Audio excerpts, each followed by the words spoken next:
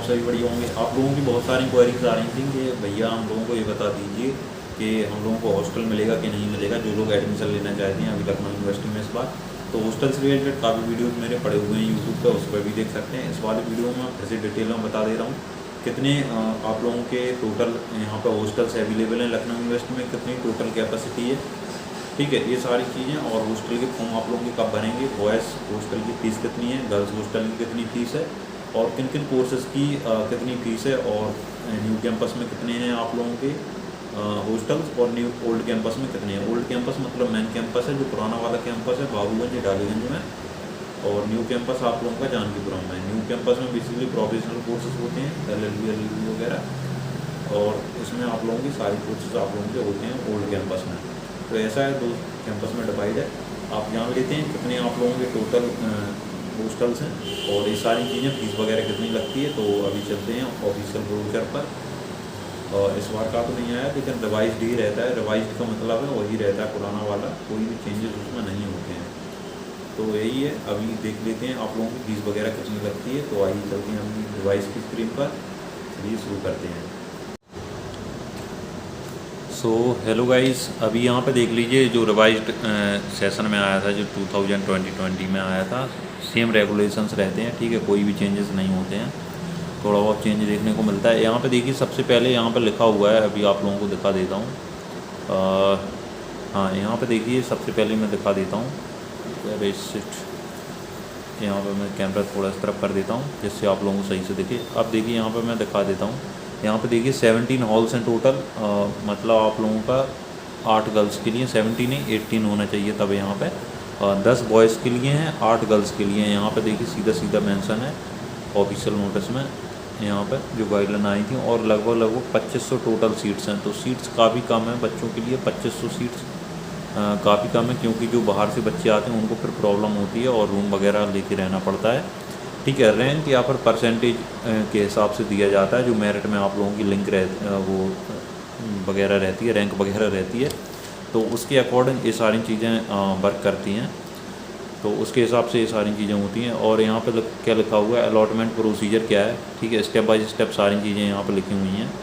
तो यहाँ पे देखिए सबसे पहले लिखा हुआ है जो फ्रेश और री अलॉटमेंट होते हैं। री अलॉटमेंट मतलब आप लोगों का ये होता है बेसिकली कि आप एक सेमेस्टर, एक ईयर आप लोगों ने रह लिया, इसके बाद आप लोगों को सेकेंड ईयर में जाना है, तो उसके लिए ये सारी चीज़ें आप लोगों की रहती हैं।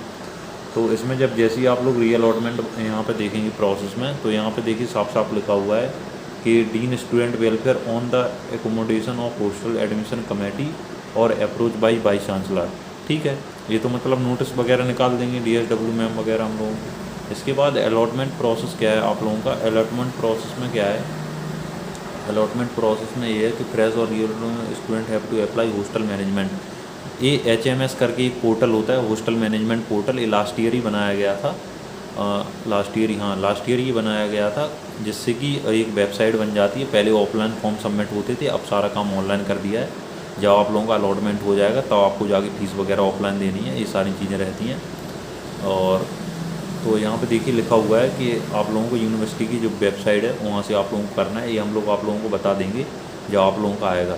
इसके बाद online application should be upload necessary document, ठीक है, कुछ डॉक्यूमेंट आपसे मांगे जाएंगे। डॉक्यूमेंट बेसिकली यही रहता है कि आप लोग अपना जो अलॉटमेंट लेटर है वो वगैरह दे दीजिए, ये सारी चीज़ें रहती हैं, आधार कार्ड वगैरह ये सारी चीज़ें। इसके बाद आप लोगों को क्या करना है, ऑनलाइन फ़ीस सबमिट हो जाती है, और ऑनलाइन ड्राफ्ट से होती है फ़ीस वगैरह सबमिट, तो आप लोग पूछ सकते हैं वहाँ पे, ऑनलाइन हो जाएगी, वो ड्राफ्ट से भी हो जाती है।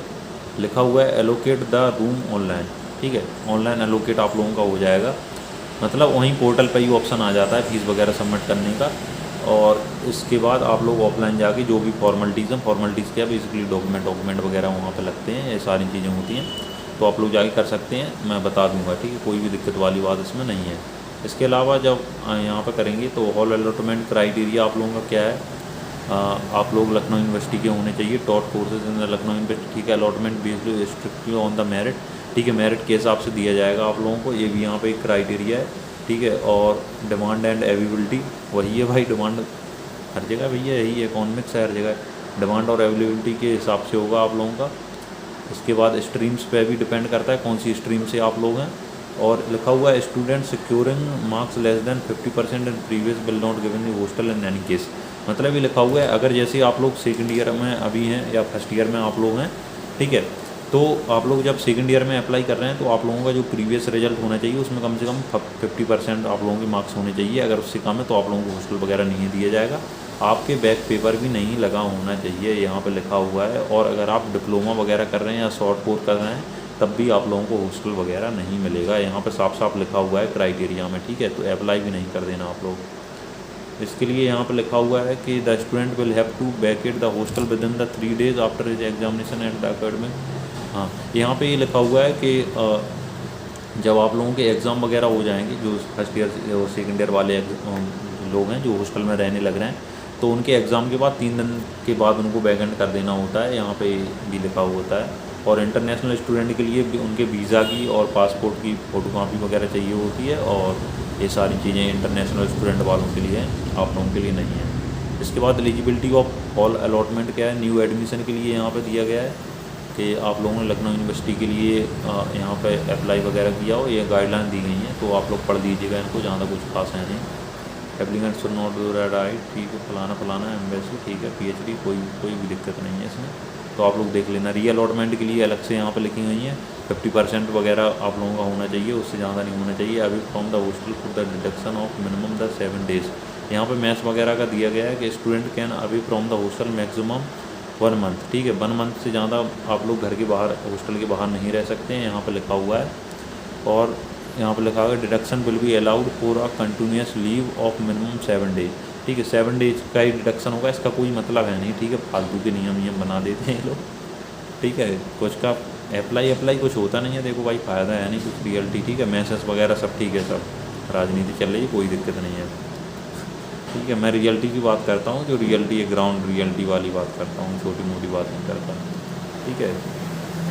रूल्स होते हैं, ऐसी बात नहीं है रूल्स अप्लाई नहीं होते हैं, जहाँ अप्लाई नहीं होने चाहिए वहाँ अप्लाई होते हैं, जैसे आप लोगों को एडमिशन नहीं देंगे, ठीक है, समझ रहे हो ना, ठीक है, एडमिशन नहीं देंगे, परेशान करेंगे तो बस यही करना ही है, ठीक है। तो यही सारी चीज़ें, ऐसा कुछ नहीं, सब मजाक में बोल रहा हूँ, ठीक है, नहीं तो सीरियस लेके पता चले कोई वीडियो शेयर कर दे मेरा और मेरी जो है बाट लग जाए, ठीक है, होगा कुछ नहीं, सही बात है। वैसे लीव और एब्सेंस का भी दिया गया है, और कैंसिल में कैसे आप लोगों को करवाना है, ठीक है, और कैंसिलेशन आपका कब हो सकता है, ठीक है, कैंसिलेशन मतलब हॉस्टल से निकाल देंगे आपको, साफ सीधी बात, ठीक है। तो हॉस्टल से आप लोगों को कैसे निकाल देंगे, आप लोग रैगिंग कर रहे हैं, प्रेशर की मज़े ले रहे हैं, जैसे वेब सीरीज में होता है, इलीगल चीज़ें रख रहे हैं, वेपन रख रहे हैं, या गेस्ट को बुला रहे हैं, मतलब किसी को भी बुला रहे हैं, दोस्तों को, समझ रहे हैं ना, तो इलीगल चीज़ें कर रहे हैं, एंटी सोशल एक्टिविटीज़ कर रहे हैं, धरना कर देते हैं, ये कर देते हैं, वो कर देते हैं, डैमेज कर रहे हैं किसी को, और कैजुअल डैमेजिंग हॉस्टल प्रॉपर्टी, भैया हॉस्टल में बम फोड़ रहे हो तब जाके निकाल दिए जाओगे,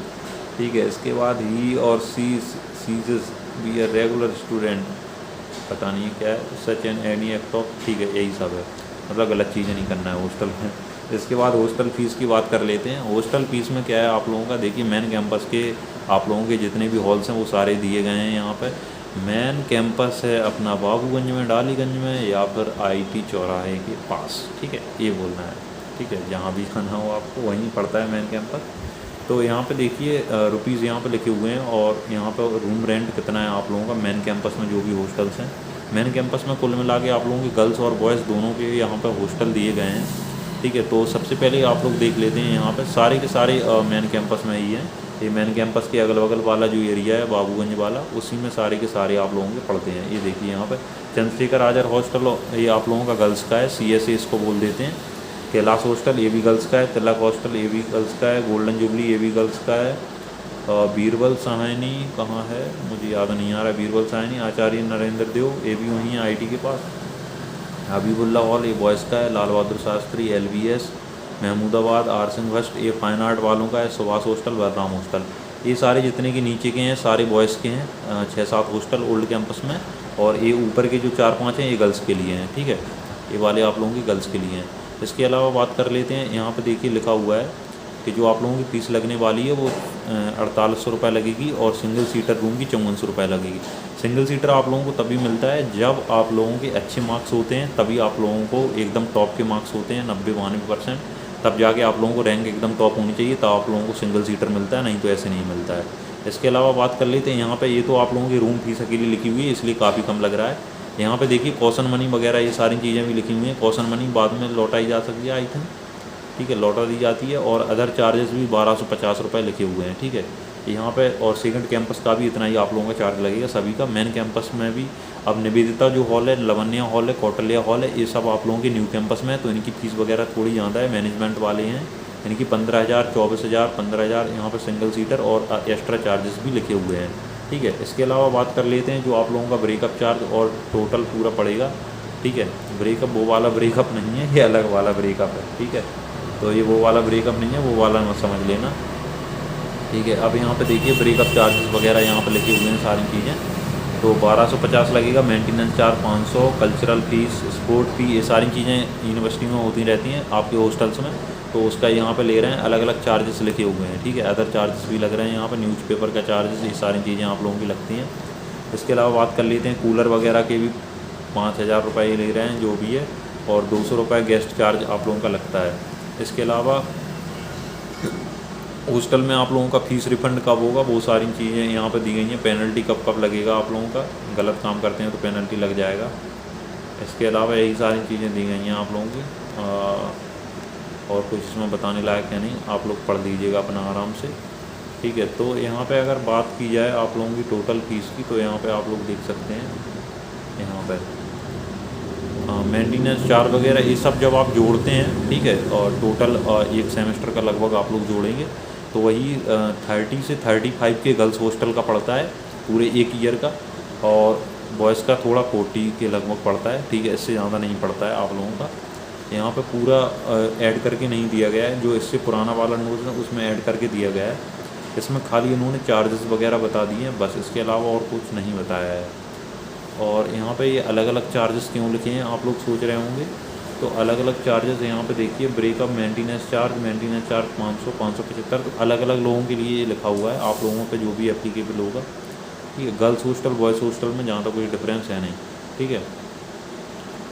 fees for Indian national student तो यही रहेगा आप लोगों का सेम, ठीक है। थोड़ा बहुत डिफरेंस रहता है गर्ल्स बॉयज़ में 4-5 हज़ार रुपये का, ज़्यादा डिफरेंस रहता नहीं है।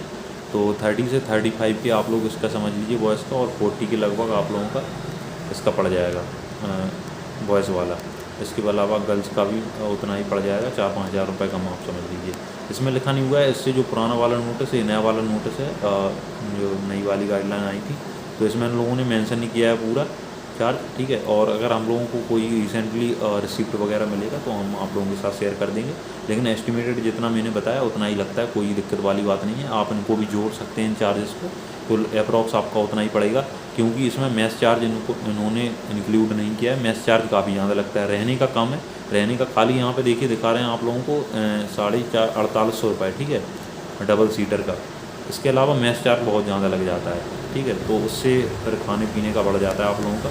तो यही सब रहता है, और बाकी इसमें आप लोग पढ़ लेना, ये मैं आपके साथ शेयर कर दूँगा टेलीग्राम पर, ठीक है। वीडियो काफ़ी लंबा हो गया है, तो होपफुली सारी चीज़ें आप लोगों की क्लियर हो गई होंगी जो भी वीडियो देखने लग रहे हैं। तो इस वीडियो को जाके अपने फ्रेंड्स के साथ शेयर कीजिए जो एडमिशन लेना चाहते हैं।